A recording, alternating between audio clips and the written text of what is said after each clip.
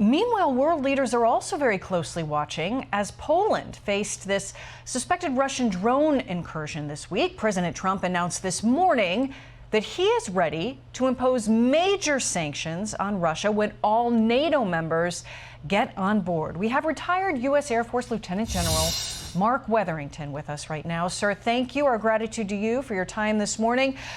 A pretty significant announcement here from the president, who posted on Truth Social regarding sanctions. But what he says is, I am ready to do major sanctions on Russia when all NATO nations have agreed, and started to do the same thing when all NATO nations stop buying oil from Russia.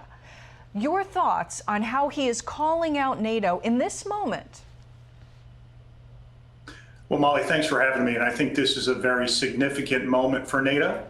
It's clear that more needs to be done to shore up the defense, and many of the nations have been moving that direction. We've seen very, very positive progress from the Secretary General, Mark Rutte, as well as from the Supreme Allied Commander, and we've seen NATO nations stepping up to the plate to try to make a difference. But still, much more must be done to counter Russian activity, such as this very reckless and deliberate incursion into Polish airspace.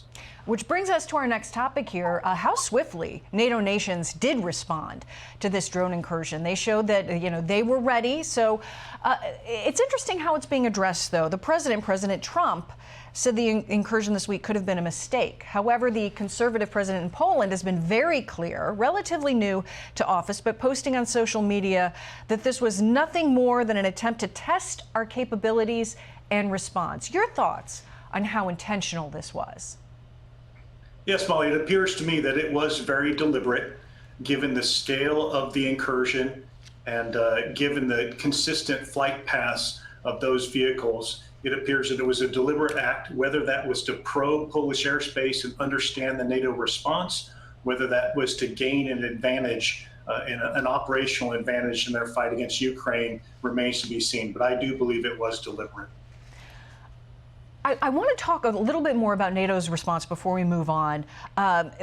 Since the negotiations began, with Putin traveling to Alaska just very, very recently, the attacks on Ukraine have also grown tremendously, and the deaths and the attacks not only on really on the local people as well as infrastructure. Your thoughts on what appears to be a ramp up right now, even as these peace negotiations and the pressure is also ramping up? Well, it's been very clear since 2014 that Putin and the Russian Federation does not respect Ukraine as a sovereign, independent nation. They've demonstrated that on multiple occasions, and it's clear that this is a tough fight, and they're very much stepping up the pressure, and it's a very difficult ongoing fight for Ukraine, and hopefully it will not expand beyond that to our NATO neighbors. Yeah, switching gears between Israel and Hamas now, I want to fit this in. The Secretary of State, Marco Rubio, traveling to Israel this week after this Israeli strike in Qatar that escalated tensions in the region.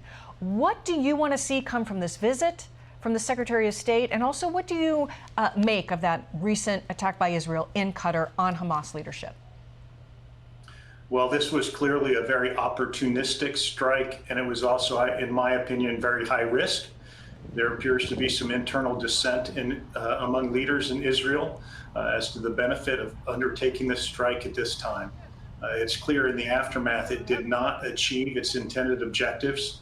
And I think there will be broader regional consequences when it comes to the momentum that was sustained from the Abraham Accords and diplomatic recognition of Israel and the collaboration and cooperation they will need to continue to advance their security objectives. So in that view, it was also somewhat reckless.